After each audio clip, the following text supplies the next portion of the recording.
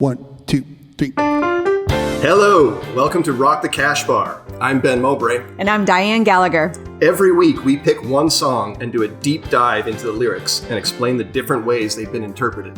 We will also discuss how the song connected to us on a personal level, focusing on all the embarrassing details. Glad to have you here. Enjoy the show.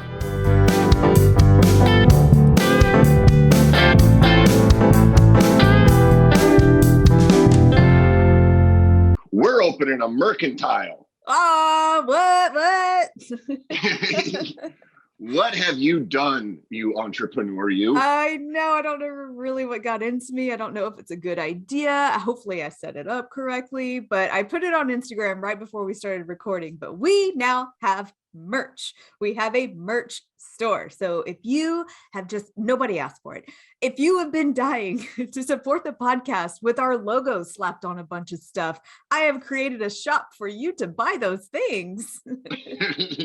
This is fantastic. Have you ever wanted to express your love for the Cash Bar? Have you ever wanted to wander around in a t-shirt or a hat that nobody knows what it is? Yeah. Now's your chance. Now is your absolute chance. Do you like dumb puns? Of course you do. Yeah, You're going to be bigger than Amazon in 3 weeks. I guarantee it. Let's do it. Let's make some chicken scratch off our logo on some stuff. It's easy to find. Go to rockthecashbarpodcastmerch.com. It has its own domain. Or you can just go to our website, rockthecashbarpodcast.com. And then I have a merch button. And when you click on that, there's another button that says merch on Shopify. That's about as, look, you guys, I don't love doing web design. So it's about as fancy as I can make it. So yeah. So far, I just have a few things on there, things that I thought people would actually buy. Like there's some $3 stickers you can put on your car. You can slap on the toilet seat of your favorite dive bar. You can do whatever you want with those. I got a couple different hats, like a dad hat and a trucker hat. Corbin has the trucker hat. It looks great. It looks really good. It's like good quality. And there's like some men's shirts, some women's shirts. There's a coffee mug. There's a drawstring backpack thing. There's that. You check it out. It's so yeah, we'll see. Putting the sticker on the toilet of your favorite dive bar is the second or third most fun thing you can do on the toilet in your favorite dive bar. It's definitely on the list. Probably top 5. I don't know what you're into. Maybe you're down to 6 or 7 if you get creative and if you have a friend with you. We'll see how it goes. Give it a go. Give it a try. The Mile Rock Bottom Club. I think it's important to note that we're not trying to break the bank with this. Like what we're doing with merch is we like communicating with people. We like reconnecting with the guests that we have on, and we like talking to listeners. We like engaging. So it's more of an effort to expand the audience than it is. That we're not trying to break the bank here. Diane and I are doing fine. Doing well. I'm all right. We're trying to raise Cash Bar awareness here. Yes, that's exactly what it is. Like your friend comes over and they want a cup of coffee in the morning. You just serve them the coffee cup that says Rock the Cash Bar Podcast. And they're like, what is that? And you're like, oh my God, I'm so glad you asked. My favorite podcast.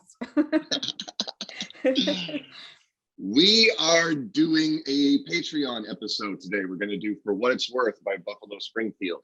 For most of my life, I didn't know that song was called For What It's Worth. I thought it was called either. Yeah. I thought it was called Stop. Hey, what's that sound? Everybody look what's going down, or something along those lines. If someone asked me, I would have been like, it's called Something's Happening Here. I mean, I had no idea. I guess we need to give a trigger warning. I don't know if this is really necessary, but I feel like it'll free me up emotionally. This is the most famous protest song, I think, in America. Yeah. It was written in the mid-'60s during a time of great turbulence. So we're going to be talking politics today. Yeah. We just are. We can't talk about this song without talking about the politics then and how they relate to the politics now. Yeah. Diane and I are both committed liberals and both card-carrying Democrats. It's going to be coming from that perspective. So if you feel like you're being confronted or you feel like you're being shamed, you're not. That's not the point. You're being appealed to. Like, to me, that's what music and poetry is. We're emotional beings. We check each other and we take each other's temperature through how we relate to each other emotionally, and the way we express it popularly is through songs. That's why we're talking about this. Yeah, it's not meant like anything that I'm going to say today is not meant to be confrontational or accusatory in any way. I tend to look at these things from really the perspective of the song. I really do try to take it just like, what the hell is going on here, everybody? And the young generation of that time. For sure. Yeah. That's where it's coming from. So we might as well just tuck right into For What It's Worth by Buffalo Springfield. I think the first time I heard this song was in my dad's garage where I grew up in Canada. He would put on like the classic rock station while we would be working on cars. And I just remember that, I don't even know what to call it. Is it dissonance? Neil Young's like the famous 2-note intro, the bing. Yeah. Bing, bing. I just remember that rattling through my cranium. Just like, what is that sound? I don't think I've ever heard anything like that before. And then you get into, we're going to do the lyrics, but I was learning vocabulary terms at like 8 or 9 years old from this song, and it really kind of framed it. So let's just get into it. It's probably some of the most famous opening lines ever. There's something happening here, but what it is ain't exactly clear. There's a man with a gun over there, telling me I got to beware. Yeah. There's something happening here, but what it is ain't exactly clear. There's a man with a gun over there telling me I've got to beware. When I was a kid, I took that at just face value. Like, there's a man with a gun warning me like off his property, or warning me to stay away, or warning me to settle down. I didn't realize like you get older, there's a second meaning to it. You know, like for me as a white guy moving through my 30s and into my 40s, there's a man with a gun over there telling me I got to beware. He might not be a threat to me specifically, but he might very well be saying, we need you to arm yourself. Oh God. You're one of us. Like, I always pictured a third world country. I didn't give a lot of thought to the song growing up because it was always just there. It was in like movies about war. It was in Forrest Gump. You know, it was just always there and very immediately understood as some type of political anti-war, anti-gathering song. Yeah, like it's definitely like it's used in movies and TVs to establish time and place and mood. Probably more than any other song. It's just like, okay, here we go. It's going to get confrontational. It's going to get, things are going to get dicey. It's a stressful song. It is. It doesn't suit, like Stephen Stills' voice is very soothing, you know, and the guitar work is you know, it's kind of like the Eagles, you know, it has that sort of like, okay, but the mood of the song, because of the movies and TV it's been used in, because of the era it comes out of, like it just can't help but give you the creeps right away. So as a kid hearing this, because he says there's something happening and it's not clear, it immediately sets the scope of confusion. It's not like your dad saying, strap on those boots, you know, we're going to war, or we're doing it's not telling the kid like this is what's happening. It's being like almost telling a kid like we don't know what's happening. It's scary, it's confusing, and there's a gun, you know, there's someone in power, like a police officer, like being like, hey, there's trouble. So it starts off a little scary. Yeah, nobody knows what's going on, but there's a man with a gun over there who's going to force himself on the situation. Yeah. You know what I mean? Like, we don't know what's going on, but somebody's going to try to take control of it, and that's going to be what happens then, right? I think it's time we stop, children. What's that sound? Everybody look what's going down. Yeah. I think it's time we stop, children. What's that sound? Everybody look what's going down. The most famous chorus ever. Yeah. And this is a call to action. Like, pay attention. Don't just glaze over this. Pay attention. Like, ask what's happening. Pay attention to what's happening. Mm-hmm. There's battle lines being drawn. Nobody's right if everybody's wrong. Young people speaking their minds, getting so much resistance from behind. So this song really it comes from the Vietnam era. It's really associated with the Vietnam era, but it's kind of a little earlier than that. Yeah. It was recorded in 1966, late in 1966. So the Vietnam War is definitely heating up, but it's not at that peak 1968, 1969, protest period. You know, it's not going into the election year in 68. Right. It's not after like the bombings of Cambodia and Laos. It's kind of earlier than that. And it wasn't written specifically about the Vietnam War protest. It was a different protest entirely. Entirely different. Yeah, I was really, really surprised. Like I was too. I like Buffalo Springfield. I like Neil Young. I like Crosby, Stills, Nash and Young, but I'm not a huge big fan of theirs. You know, I like their big hits, but I never really followed it. It's not my era. You know, I'm a little too young for it, and I never really had like the huge music background to go in and really get my toes into it. So doing a little bit of research on this was really kind of eye-opening to me. My mind was blown. I thought this song was going to, I thought we were getting into war, which we still are, because the song became what it became.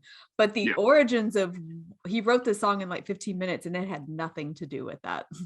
No. So it's the Sunset Strip in 1966. Buffalo Springfield, we'll talk about how they formed, but they're a very, very new band. They don't have any albums out. You know, they're basically the house band at the Whiskey A Go Go on the Sunset Strip. Yeah. The Sunset Strip is just starting to turn into the Sunset Strip. Like it's just starting to become the big hippie freaky kingdom, right? Yeah. So the bars are opening up, the music nightclubs are opening up, and kids are coming out to go see them. But the Sunset Strip at the time also had a lot of these boutique stores, you know, hair salons, jewelry stores, you know, those kinds of things that the kids were interfering with the commerce in. You know, either there were too many dirty hippies, nobody wanted to come shop there. Maybe there'd be some vandalism. I imagine there's plenty of store owners just like, if I see another fucking sunflower drawn on the window of my store, I swear to God. So like the local Chamber of Commerce types get the police involved, and the city of Los Angeles passes a curfew for 10 o'clock if you're under 18 years old. So you can't be on the street at 10 p.m. if you're younger, if you're a kid. So in order to enforce that, they send out the police, but they send the police out like not to like issue citations or write tickets or anything like that. They send them out in full riot gear, you know, with shields and helmets and everything like that. A little excessive, to say the least. To clear the street of teenagers, yeah, I would say certainly excessive. But that's, you know, this is like America's first. The idea of being a teenager is just coming around at this point. Like in the 1930s, like you turn 14, it's get a job in the mine. You're going to have to go help us out on the farm. You ever think about joining the army? Like Right. You know, until Elvis comes along, there's really no idea that there's this period in your life between childhood and adulthood that I've never thought about that, because I think about the 50s is when teenagers became like going to soda shops and, you know, like drinking with the same two little straws out of the same drink. I don't have a clue what the 40s were like, but I think about the 50s being the beginning of teenagers being teenagers, having fun. I think that's because the police and the police decision makers are probably in their 50s and 60s at this point.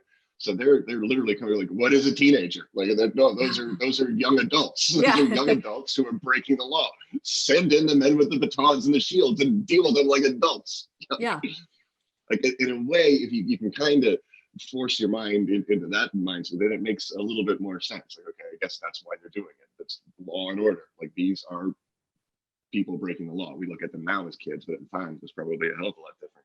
Anyway, they sweep the kids off the street as Stephen Stills is going to the Whiskey A Go Go. He sees this happening and immediately is looking around like this is alarming. This is really, really strange. I've never seen anything quite like this before. These are kids who are just coming out to hear music, to hear my music. You know, they just want to come out and hear folk rock. They just want to play with their sunflowers, and all of a sudden they're getting swept aside. It was real specific. There was a Hollywood nightclub called Pandora's Box that had closed, and like 3,000 teenagers came to basically just mourn the loss of the closing. It was like a funeral in the streets. And that's when they were like, call the fucking cops. This is too many kids in the street. And they came out to break that up, where I was like, there was nothing going on. There was no looting. Everybody was just like having a hang because the closing of this bar called Pandora's Box, which is, well, never mind. I was going to say something that's not related, but I mean, and he had already had this like other song that he had been writing, but he went home and changed that song to be about this instead. He said something like, he's like, I had something kicking around in my head. I wanted to write something about the kids that were on the line over in Southeast Asia that didn't have anything to do with the device of this mission, which was unraveling before our eyes. But then he went down and saw this happening went home and wrote this song basically about that event. Mm-hmm. And wrote it in 15 minutes. It's another one of those like miraculous songs. Which is like, yeah, it was done. It was pretty much, the lyrics are exactly the way I wanted it to be. I took it into Neil and the boys, and Neil added that guitar line, and there we go. Like, it's what a difference the song sound like when you just read that first opening few lines again, hearing this side of the story. There's something happening here. It's just a dude driving his car like, what's going on? Why are there 3,000 kids hanging out by this bar? There's a guy with a gun. Like, it's a completely different song. Yeah, it's not nearly as threatening. No, but in a way, kind of more so. You know, like, I think when I was younger, I always figured, because when I first heard the song, like, Stephen Stills sounded like a fully grown adult to me, which he was, even though he was like probably like 25 or 26 at the time. But it always struck me as like a noir movie, you know, like Stephen Stills is moving through with his fedora, and there's a guy in a trench coat who's greasing up his gun or loading his, like, what the fuck is happening? Like, is he in a bar? Is he on the street? You know, where is this? You know, it's not till later in the song, just like, oh, it becomes very protesty. You know, like, what's happening there? Excuse me. What a field day for the heat. 1,000 people in the street singing songs and carrying signs, mostly saying "Hooray for our side." Now it's changed. Protests. Yeah. Yeah. I really like the line. That was when I first learned what field day means. I had to ask my dad about that. Field day is the way he explained it to me. I think at the time it was like it's almost like it's weirdly like a play day. You know, like you're going out to play in the fields. You know, you're like we used to have them in school. You do like relay races and obstacle courses and things like that. So it's a field day. Basically, what they're saying is like, this is going to be some fun for the cops. Fun for the cops. They live for this shit. They're bored. They want to go flex their guns and their muscles on some teenagers mourning a Now, note, my mom and dad are from Ireland and England, so maybe field day means something different. There could be an American meaning for field day that I didn't know about. But that's when I was first hearing about the song when I was 8 or 9 years old. That's the way it established it. And that's kind of the way it framed it a little bit, the song in my mind. What a field day for the heat. It's like the police are just like, time to go. Yeah. Like, this is what we trained for, gentlemen. But singing songs and carrying signs, this is where the song isn't about that mourning of that club loss anymore. This is where he starts shifting into politics and anti-protest, even though he kind of says later on they weren't trying to write an anti-protest song. I'm like, yeah, you were. Like, it says it right here. Yes, you were. 100% you were. It's time we stopped, children. What's that sound? Everybody look what's going down. Then it comes into paranoia strikes deep. Into your life it will creep. Yes, it will. Do you have a phone? Do you look at it for more than 2 or 3 hours a day? Paranoia. Do you watch Fox News? I used to have a joke that it used to be like, if Fox News gives my mother a heart attack and dies, I'm suing them. Because I mean, the fear mongering, and I'm sorry, I know people, CNN's not great either, but like, it should be illegal how they dive into fears and just make you scared and try to make you vote like that. What they've done to, I used to work construction, and we were renovating a dude's bathroom. He was an older guy. So I was going to spend 3 or 4 days in this guy's house, knocking out tile and do it. He spent all day just sitting there watching Fox News, God, like all day so long. unhealthy. Like, he was retired. And no doubt, like I'm sure he wouldn't be, he probably doesn't spend all day doing that. Just when there are strange men working at his house, he's got to stay in the living room, make sure we don't steal any silverware or something. Right. I'm sure that was on his mind. I doubt he spends all day doing it, but he did for those 3 or 4 days. And I bet he did every day. He's getting angrier and angrier, and I'm in there with 3 illegal aliens. Obviously illegal aliens. Like, it couldn't working, not sitting at home taking handouts, working for you, for cheap, for work cheap. You don't want to fucking do, so go fuck on yourself. Your house where you shit in the bathroom where your wife cleans herself. Yeah.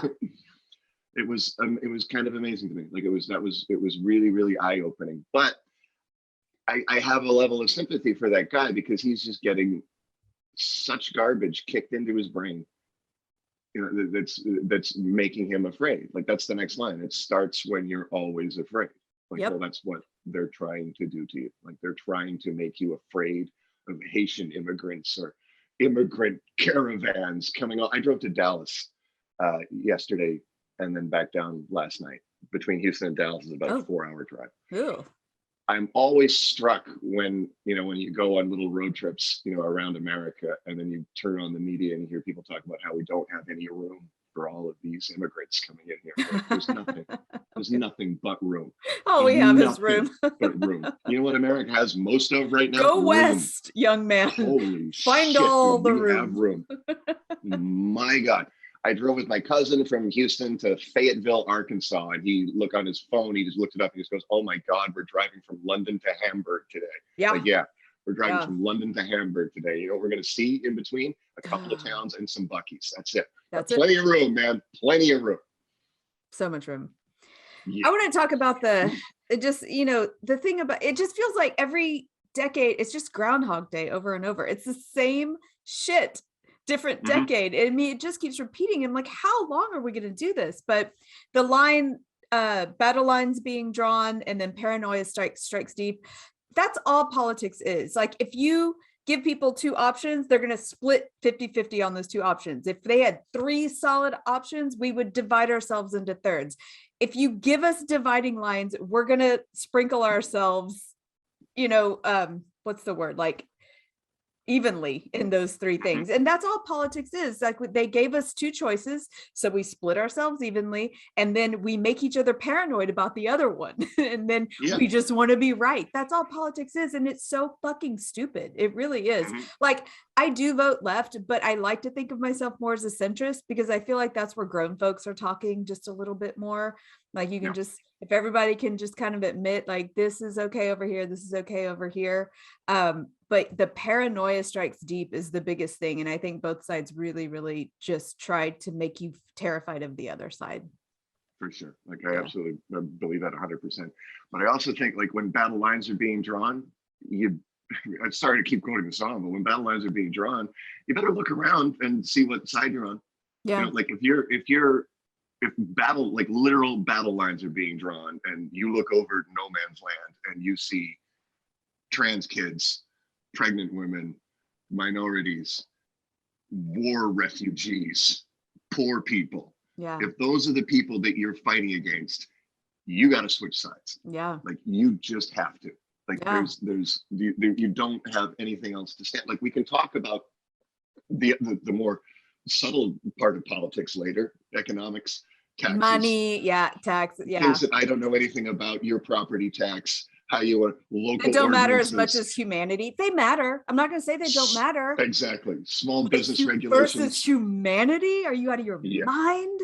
If you're siding with people who are literally out to hurt and destroy the most vulnerable people around you, then I don't understand how in America and really around the world how right-wing equals masculinity. Like, I don't understand what you think being a man is if you don't think it means, because to me being a man means protecting the weaker people around you. Yeah. Like, that's the most masculine thing you can do is you protect your family, use your courage to protect weaker people.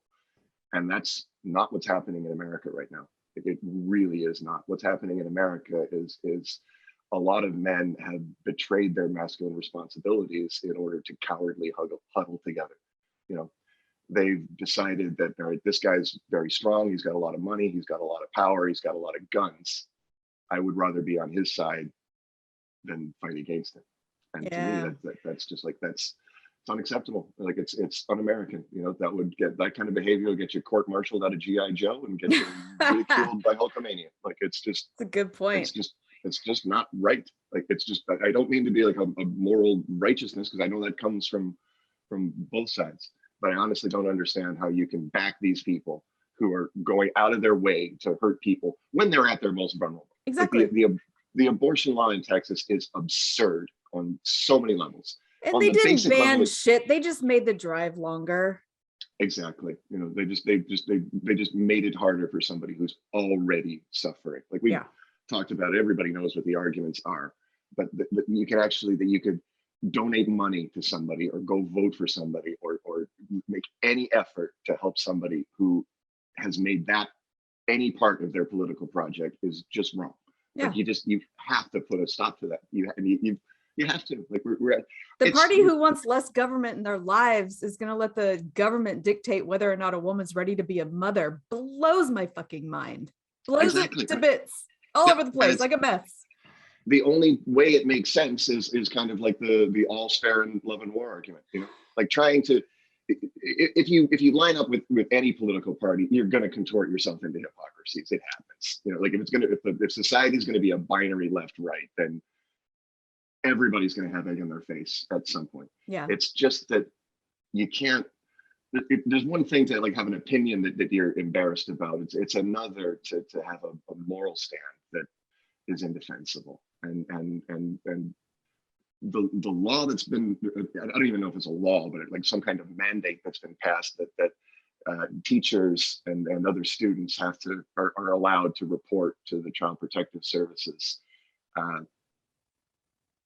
on trans kids, on trans youths, is just abominable. On the families allowing their underage trans youth to start having hormone therapies and stuff, which is actually the best time to do it. There's so much bad information about this out there, we can't even get into it, but they were calling it child abuse, where I'm like, child abuse is when your underage kid has the guts to come to you and tell you how they actually feel inside, and you not supporting them. That's child abuse. Yeah, or you turn on them, or you tell them that what they're feeling is invalid, or yeah.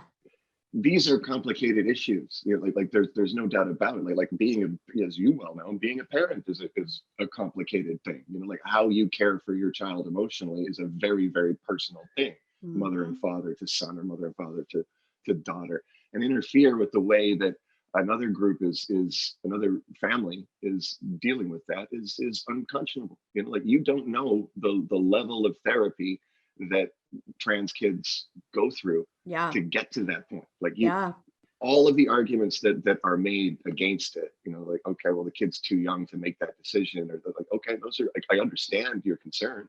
If this is the first time you've talked about this with somebody, I get it. That's nothing. Yep, that's where I started. That's where everybody who looks at this issue starts, is basically with that idea. Like, I really, really hate to admit it, but it's true. Like I've made a journey on trans people, and I've made it in a relatively short period of time, relatively late in my life. You know, if you asked me when I was 30, you know, I guess not that late, maybe like 2010, something like that. If you'd asked me what I thought about trans people, my first thought would be like, I don't spend a whole lot of time thinking about trans people at all, actually. Yeah. But if you ask me further, I definitely had the opinion that trans people were very likely to be closeted homosexuals who weren't comfortable with their sexuality, and they were being taken advantage of by doctors who were willing to perform unnecessary surgeries at great expense. You know, isn't it amazing what a decade makes? Yeah, and I really did believe that. Like, I honestly believe that would have been my position on trans people, when I was 30. I'm only 42 now, so in a dozen years, obviously that's changed, and it's changed for intimate reasons. You know, a guy that I was very close friends with in high school is trans. Right. My godson is trans. You know, who we are both very good friends with. Yes. These are difficult things, like, and to stick your fingers in there, and to especially meddle in another family's fucking business and their life. That's criminal to me. Sure. And I'm making assumptions here, but I'm also like, you're not only are you digging around in their lives, but you're digging around with them and while refusing to engage with them, like while refusing to listen to what their concerns are, what their problems are, the actions that they've already taken. Like, you can't get a kid hormone therapy unless they've gone through rigorous mental therapy. Like they have to go see doctors and psychologists and talk it through and explain it for years. You know, it's not a thing. It's not like they wake up one morning. It's not like you see You think like you watch a Billie Eilish video or you listen to a Lady Gaga song and go, I want to fuck around with gender, Yeah. and then the next day you're getting shots. That's not at all what happens. No. That's not even close. And I can understand you. I can understand the concern. Like if you've never talked to anybody about it, if you haven't read any of the books about it. If you're ignorant about it, then Yes. you're just going to be making up wild assumptions in your head about how this is going down, and you should stop and think, well, I should probably do some research or get to know someone. Yeah, or figure this out. It's like it's the all you need is one friend, like one real friend that's going through that to understand like how difficult it is. And when those parents are making those decisions, the level of concern that they put into it, the level of thought that they put into it is beyond, like to sit in your governor's chair and call it child abuse, and then insist that like CPS has to respond. Another like a friend of mine has a kid, and there's I'm not going to go into details, but there's ongoing family disputes. And one of her family members called Child Protective Services on her out of spite, like just out of spite. Just like the way like if you get mad at a bar, you call up the TABC and it's like, I saw them serving underage kids, and then like that's so the CPS has to respond to every complaint because that's the Child Protective Services, for God's sake. They're not going to be over the phone. It's like, oh, no reason to check that out.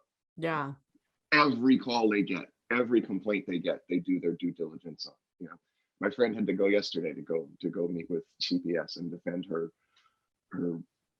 parenting. Unbelievable. All because of family spite, and that's absolutely going to be happening. To parents of trans kids. What's fucked up is there are people in my family that I know that he beats his wife. I know and I can't. There's no one I can call out of spite to go check that out. A cop's not going to go like knock on the door like, hey, I heard you're beating on her over there. I mean, this is such bullshit. Mm-hmm. Yeah, there's no wife protective services. But there should be.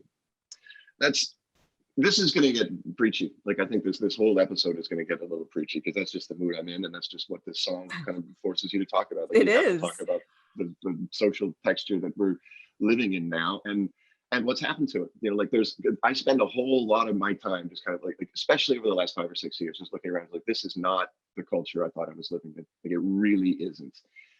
And it was weird because this song kind of came out around the same time as some famous Bob Dylan tunes. Like there's something happening here, but you don't know what it is, do you, Mrs. Jones? Isn't that the lyric? When I was young, I thought that was great hippie countercultural stuff. Like, we're doing hip shit down here, and the oldies have no idea what the fuck it is. Do you, Mrs. Jones?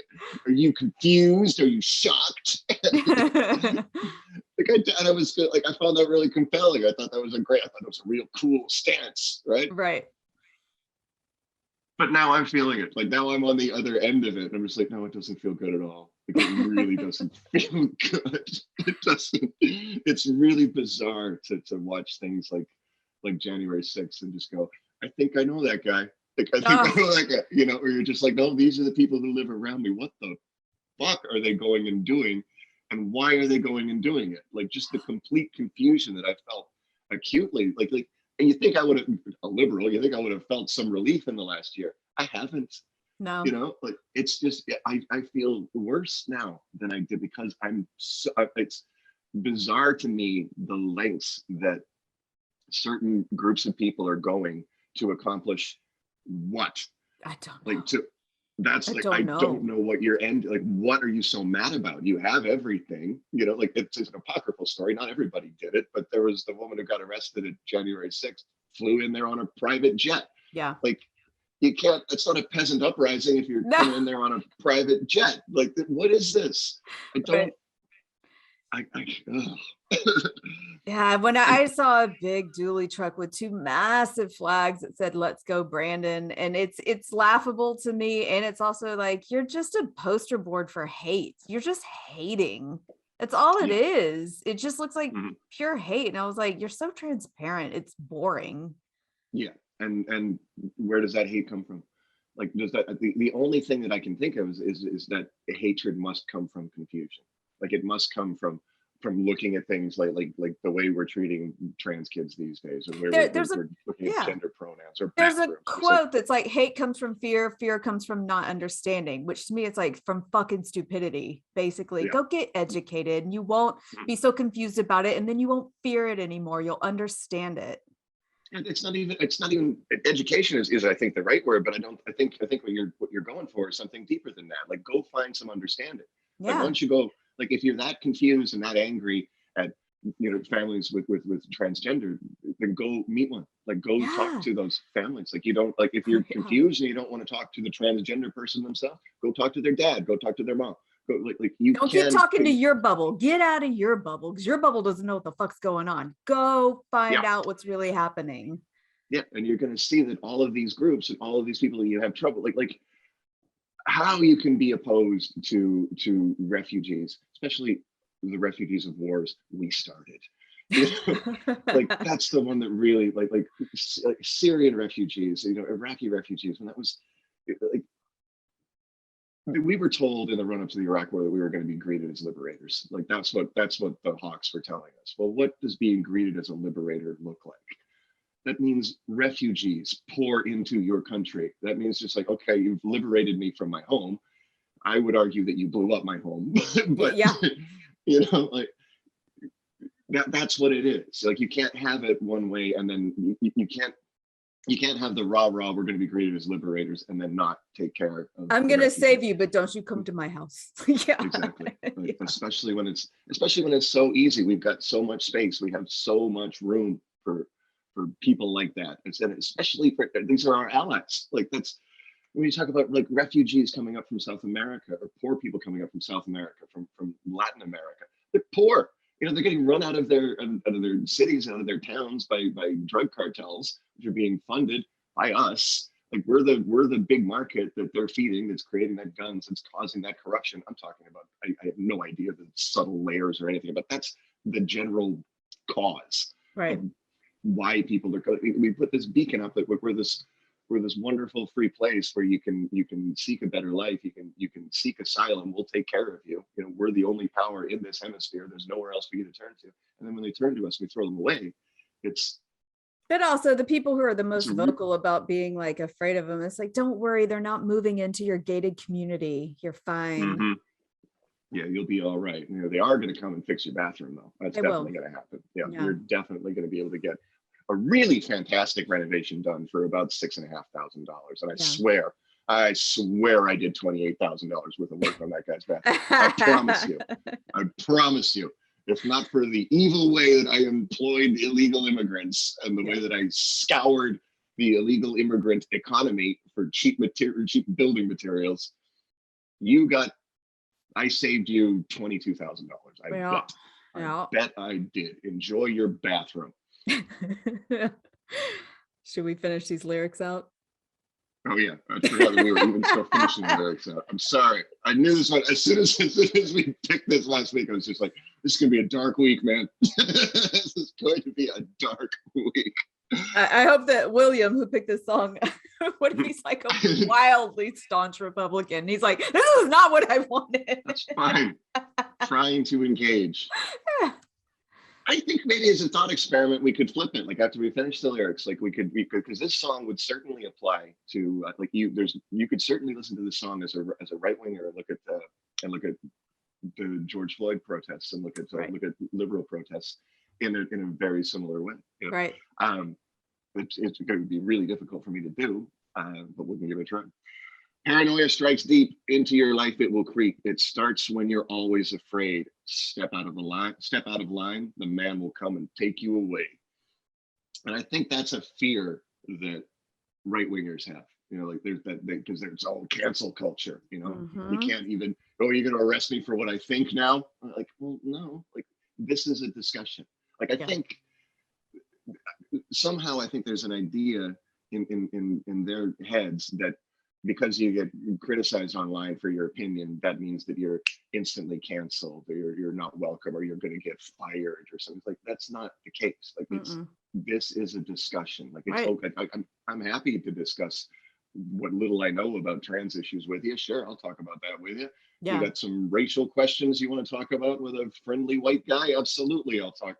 Right. We can have that if you want. Like, it's engagement. It's a discussion. It's not an argument. It's not a cancellation. It's not you're fired or you're getting shipped off to the gulag. Like Right.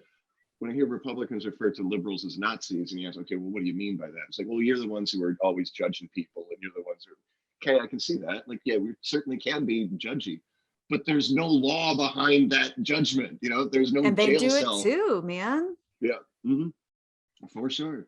Like, it's just all it is a discussion, like all online. Like, oh, there was a huge big internet storm about what this person said. That's just a discussion. It is. All it is just a conversation. It doesn't have to be an ugly battle. It doesn't have to end in the looting of anything. And I agree that, there are people that go too far on the left and it becomes a witch hunt. But what happens is that a lot of times that person gets to defend themselves and it just kind of dies down. And it's not the majority that's getting attention. It's just like one loud group, handful of people. And it usually just gets squashed. That person gets to be like, actually, no, here's the facts. And yeah, you're right. It becomes a discussion. Mm-hmm.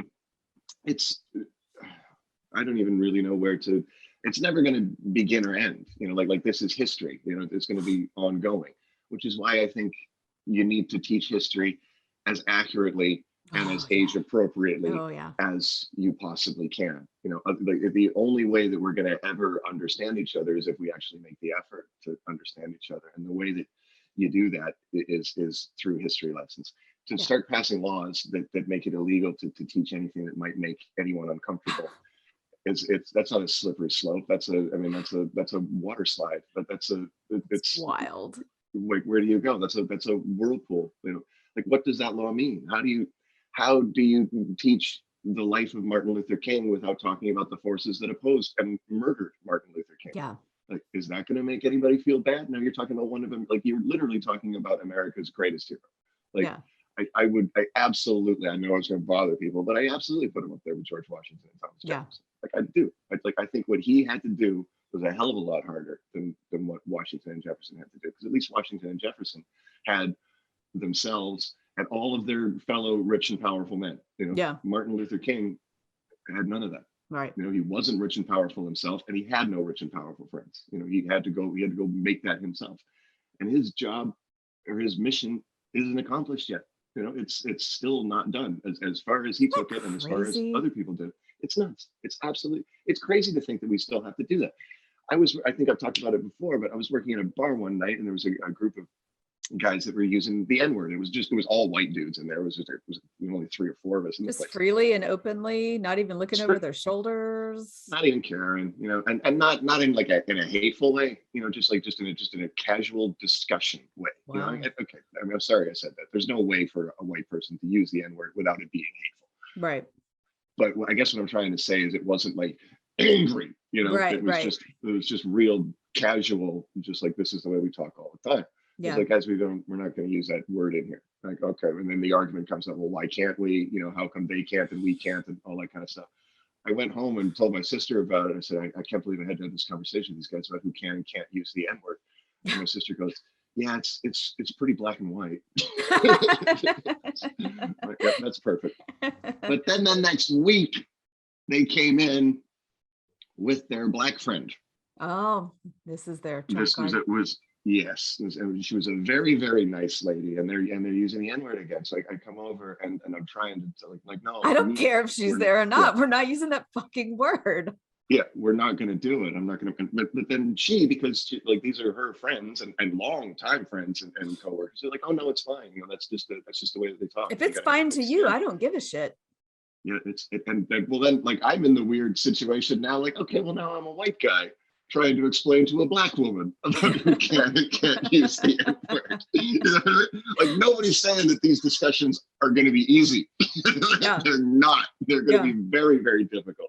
They are going to test you, but we have to have them. Oh yeah. That to me, bringing in your one black friend who says it's okay. I'm like, not good enough. Yeah, not good enough.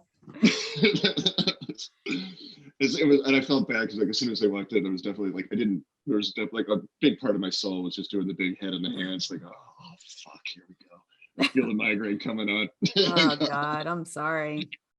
Why? Why do I have to do this? Because you live in this culture. That's why. And if Yeah. you live in this culture, then you've got responsibilities to that culture, and you gotta take them up. Like you can't shrink from them. And I think that's where these battle lines are coming from. Is everybody's decided that we can't, shrink from this anymore. The idea that politics for the longest time, if somebody got elected president that I didn't like, I would just tell myself, well, it doesn't really matter, does it? Right. Like, when's the last time, like I lived the kind of privileged life where the president can't really make decisions that affect me. Right. That's all gone out the window, because if There's all an we're going to do is stomp on these cultural buttons, then it's going to affect all of us. Yeah. There's a line in an Avett Brothers song, your life doesn't change by the man who's elected. And for most of the time, that's true. But I was like, mentally, it does. For the 4 Yeah. years Trump was in office, I didn't feel good. It was bad. And that was the whole point.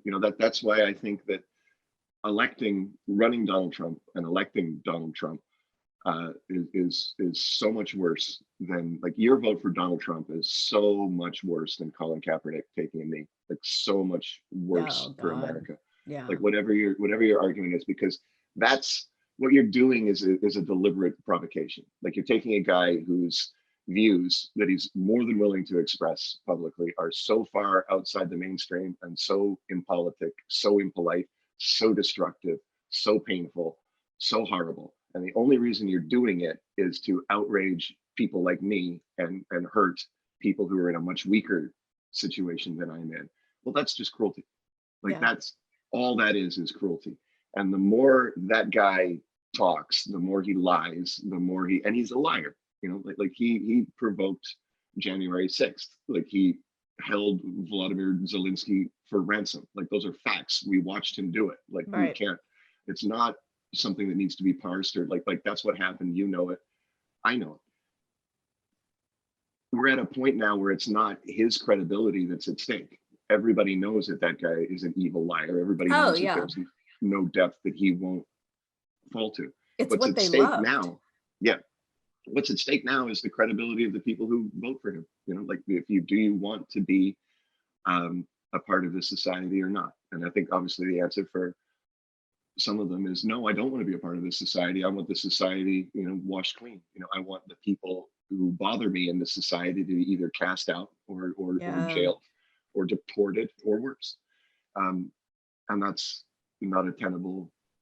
But I mean, at some point, I guess I'm really surprised that what I would term reasonable Republicans, who I might disagree with on softer, more subtle issues, I can't believe that they haven't split with Trump. I am too. Specifically because it's just like you can't, here's where it is. Like, you can't tell me that you're voting for Trump and not have me go, well, you're an idiot. Like that's just, it's your credibility that's at stake now, with at least well over 50% of the people that you live with.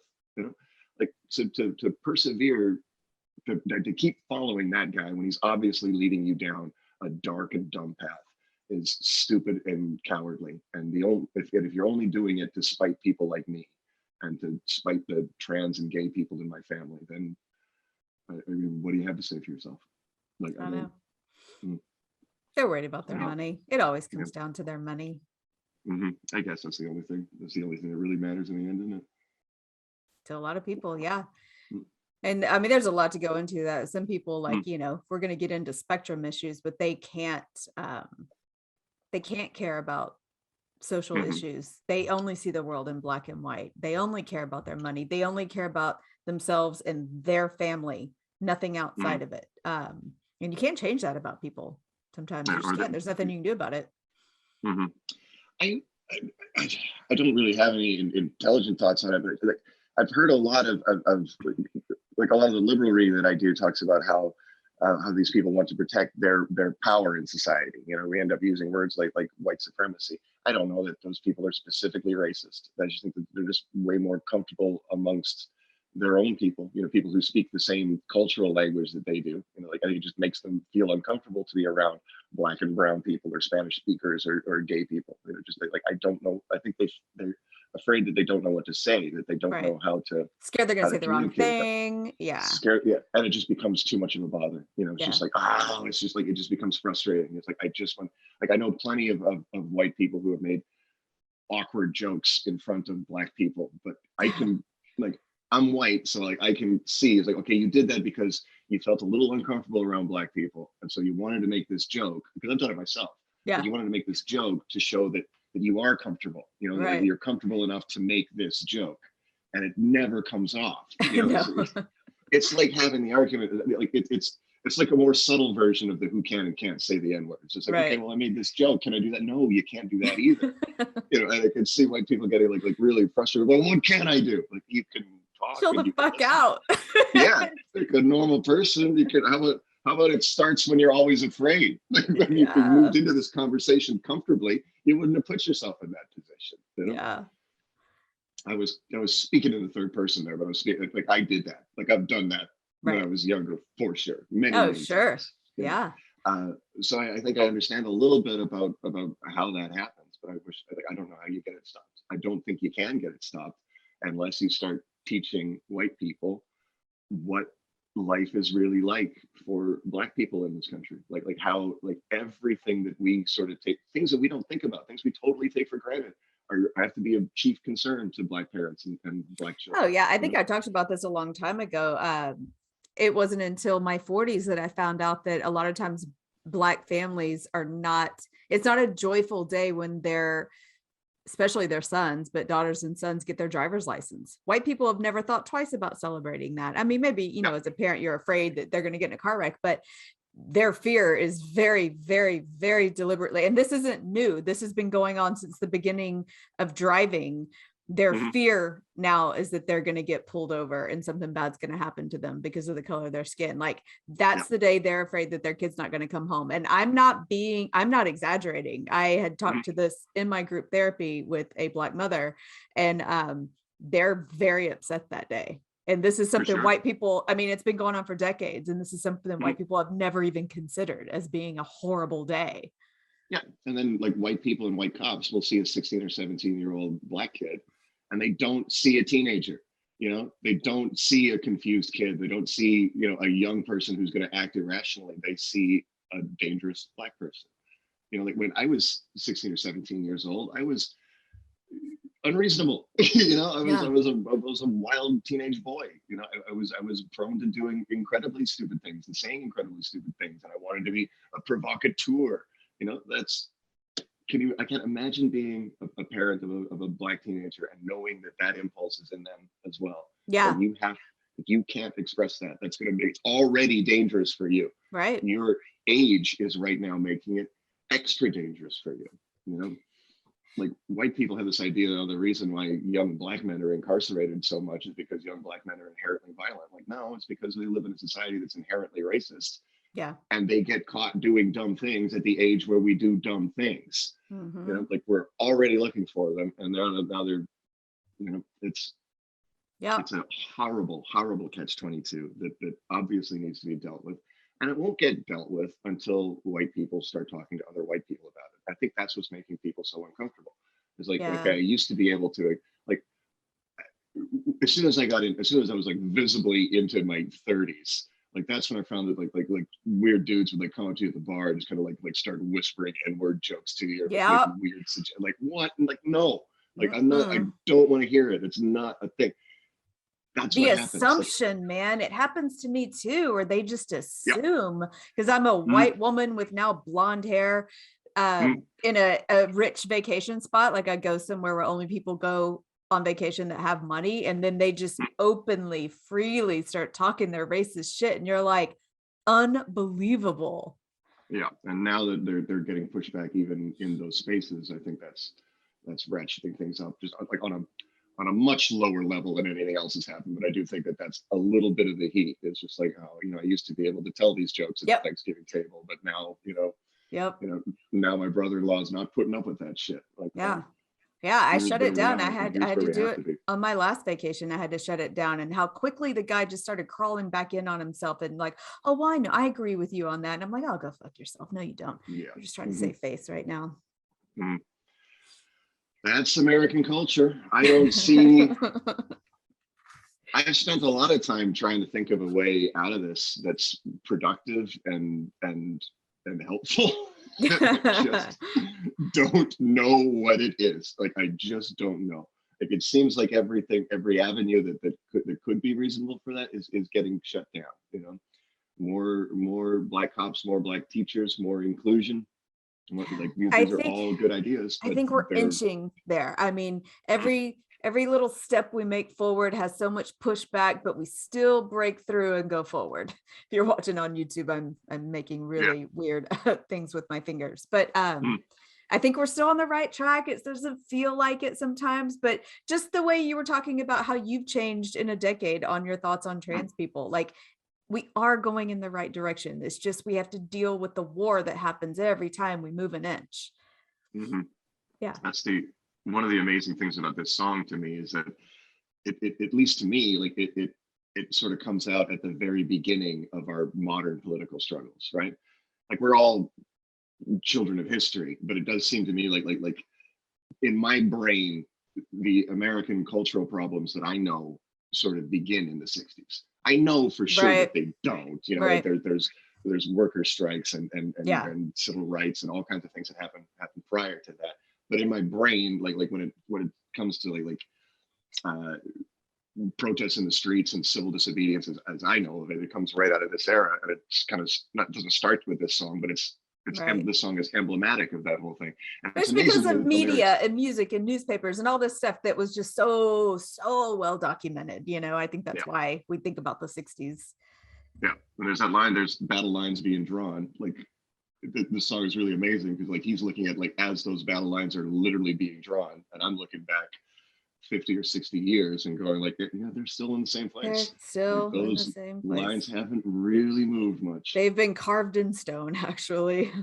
Yeah, Yeah. and I don't know how to change it. And I mean, obviously, like everybody, I really wish that I could. You know, I wish that I had a better understanding of because I don't think that the people that I disagree with are are are are enemies. You know, like I Right. don't think that They're everybody just has people their we own. haven't had good, deep conversations with.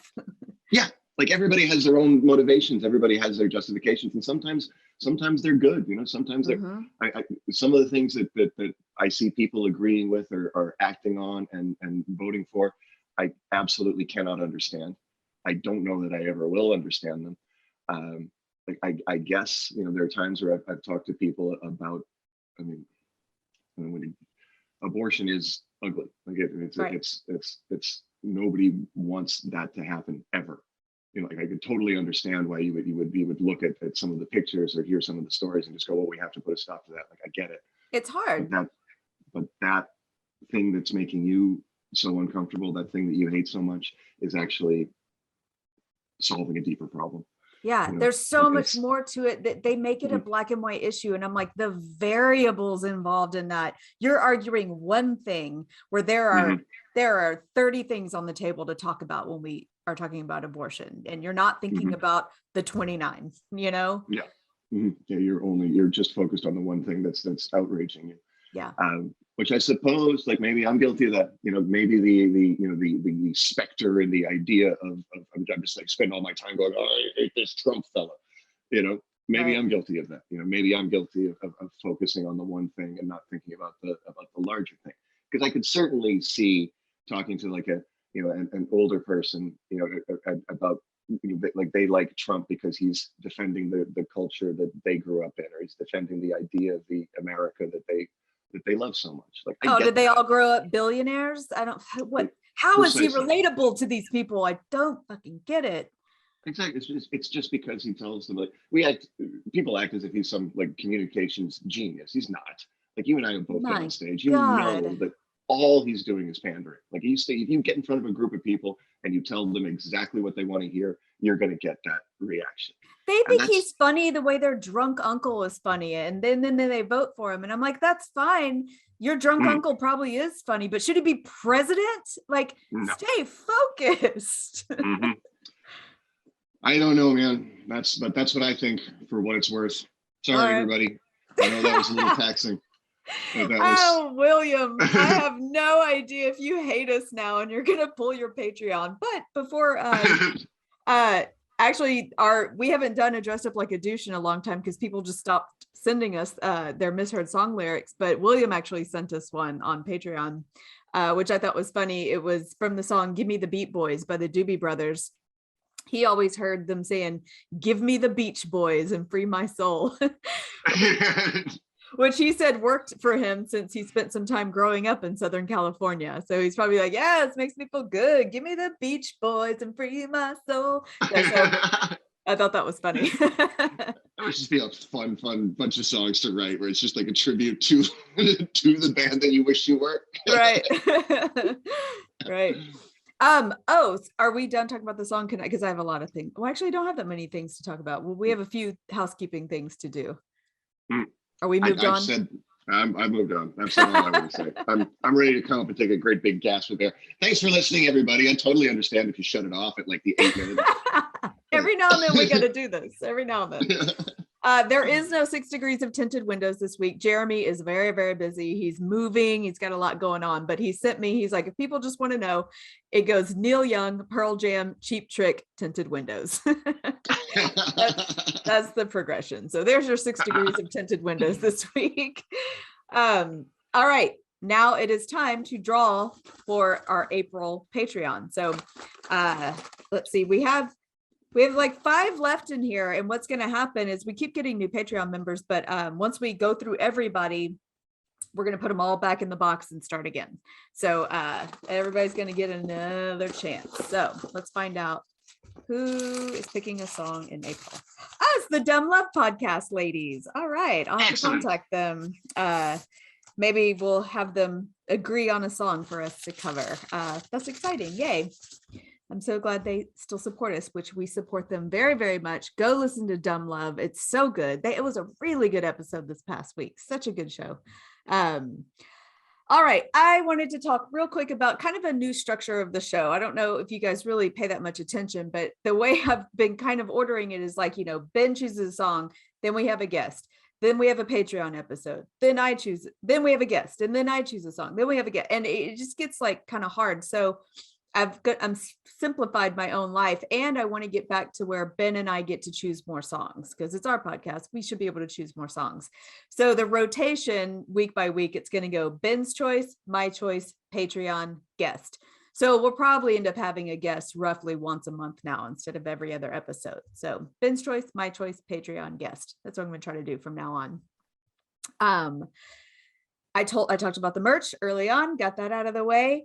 Next week, I'm super excited about next week because our guest, we're bringing back the lovely Sarah Talamash, who is a Houston comedian who's been in New York forever. Everybody knows who she is. She's so funny. And she now has a new podcast with Katie Hannigan called Lady Journey. And it's so funny. It's so good. Just talking about all the dumb journeys that women go on, basically. The opening song is funny, like knitting a sweater, fitting in jeans. It's a lot of funny stuff. So I was like, let's pick a song that's kind of along the lines of a woman going on a lady journey. And we went back and forth, and we thought it would just be funny to do Madonna's Like a Virgin. Yes. Oh dear. Okay. Which we'll is get our losing our virginity stories together. But there's a fun. I'm not going to break it yet. I meant we're going to get our stories about losing our virginities and get the stories together. Not that we all lost our virginity together. That's not just Gross. Quick clarification. Well, the song has a funny history about who wrote it and what they were writing it about. So I won't break that yet. But what I want to do, I'm not going to promise it yet, but what I want to do is a YouTube live stream. So I think we're going to try to do it. I don't know what the date is when this comes out, but after this comes out, we're going to try to do it that Thursday, like at 7 p.m. Central. And we'll have it on YouTube live, and we'll post all the stuff about that. And see if we can get some more people listening. So next week, Sarah Talamash doing a lady journey with Madonna's Like a Virgin. That's going to be fun. Should be fun. How do you feel? That was a fun episode, huh? That was a weird one. That got heavy. I'm sorry. Every now and then we do that. You know what? If you didn't like it, that's fine. Come back next week. We're doing Like a Virgin. It's going to be fine. All right, everyone. Be safe out there. Be kind to one another. Please. Please. For what it's worth. We had a good time. We had a good time. Yes. Did it. Got it. Good. 1, 2, 3. Rock the Cash Bar is produced by Diane Gallagher, music by Chuck Savage and Eddie Hawkins. Special thank you to Jeremy Essig for 6 Degrees and to Sarah Wessling for the Guilty Pleasures vocals. Our website is rockthecashbarpodcast.com, and there you can find links to our Spotify playlist and to our Patreon. Thank you for tuning in, and we will see you next week.